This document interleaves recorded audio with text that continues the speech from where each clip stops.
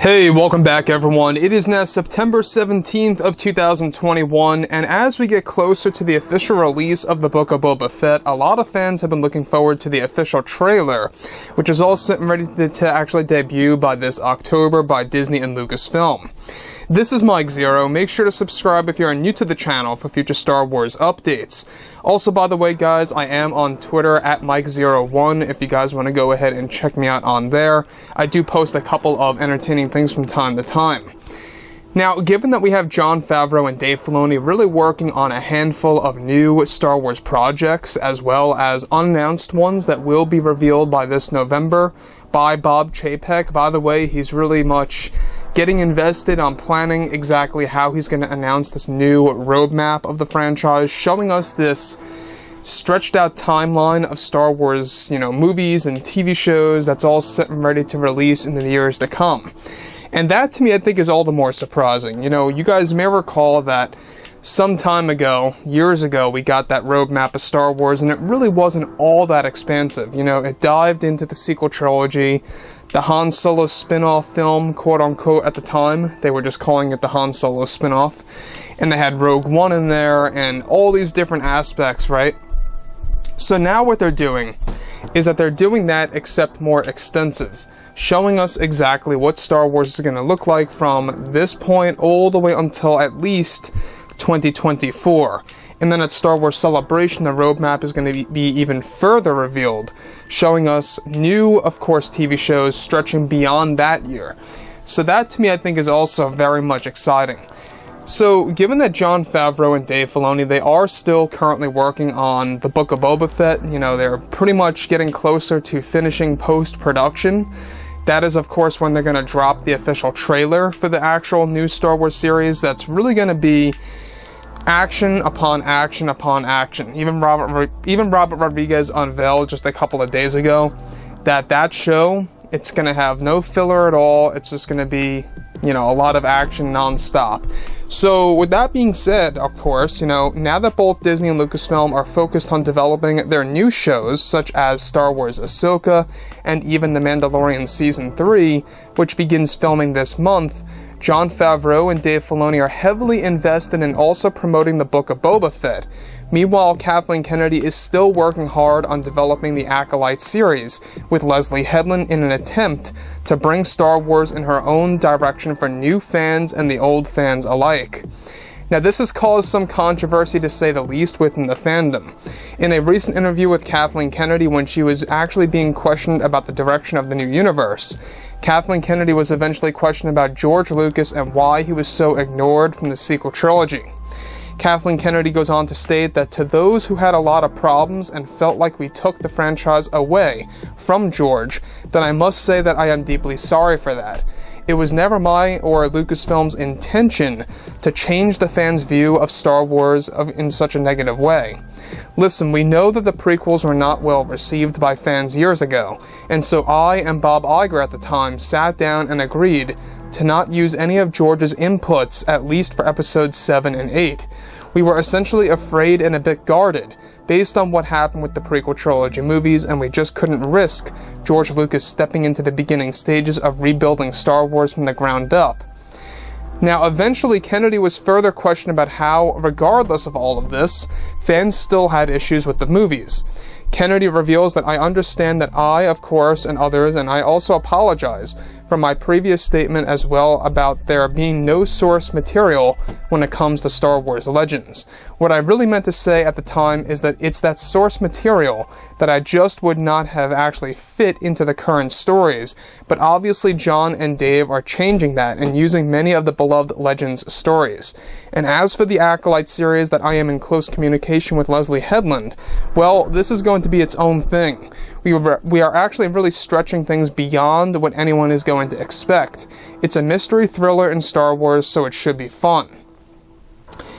Now, Kathleen Kennedy further, of course, was questioned on how she felt about the fans not enjoying The Last Jedi by Rian Johnson. Kennedy reveals that we may have been a bit bold on that movie, and I left most of it all up to Rian and what he wanted to do. And again, with this film, I am very sorry and apologize if we as creators went way too far for that movie. I am very aware that fans dislike how Luke Skywalker met his fate, and I also know that Luke actually kept begging me, of course, or should I say Ryan kept begging me, to save Luke Skywalker's death until Episode 9, George Lucas. Alright, so basically, you know, when we look at everything related to George Lucas begging Kathleen Kennedy for, you know, Luke Skywalker's death to be saved until the end of Episode 9 by Rian Johnson, this is a big deal. I mean, this really goes to show us, the fans, that basically George Lucas did not want Luke's death to happen so early. Moving on. So on top of this, alright, on top of all of this, we already know that George, John, and Dave are trying their absolute best to really tie everything together, to really make sure that Star Wars can really thrive and survive, as I like to say.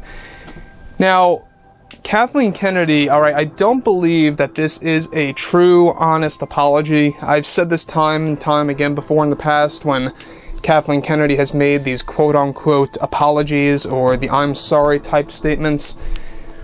Listen, I can understand that this is damage control, and that's exactly what it seems like. It's coming off like that. And when you look deeper into Kathleen Kennedy, this could very well have been her opportunity to talk a little bit more about the Acolyte series, and it kind of was a little bit. You could see what she said right then and there, that the Acolyte series is going to be a show that's going to focus on its own thing. It's going to be a show that is going to go beyond what fans are going to ever even expect. And that, to me, I think is a little worrisome. We already know that Kathleen Kennedy is planning to no longer use any of George Lucas's philosophy. So here she is, you know, pretty much apologizing about what she had done to the sequel trilogy and what she had done to the entire fandom. Yet, at the same exact time, she refuses to use any of George's ideas and concepts for the Acolyte series.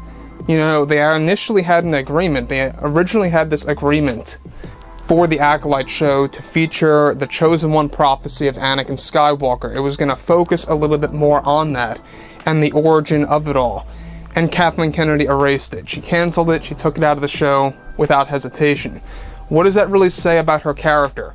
That tells us that she really doesn't care about George Lucas or the Star Wars fans, but that this is her opportunity to kind of be disingenuous, is what it seems. She's apologizing, she's coming off as very respectful, but it's not honest, it's not genuine. It just seems very phony, at least to me.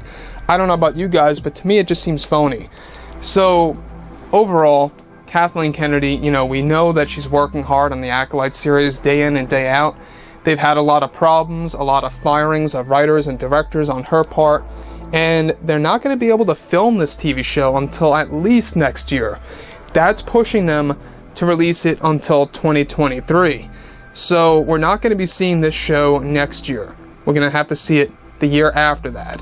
So 2023 is when Kathleen Kennedy's show with Leslie Headland will actually make the spotlight on Disney+. Will it be a success is the biggest, question of all. That a lot of fans are really kind of questioning themselves right now. It really depends. I've always said that it's not going to succeed for multiple reasons, and for multiple reasons I'm sure that you guys know exactly why. But anyways, guys, beyond all of this, I would really like to hear everything that you have to say about this below in the comments, and if you guys did enjoy the content for today, do make sure to drop a thumbs up on this video to support the channel. I thank you all so very much for the kind support, and I'll catch you guys next time.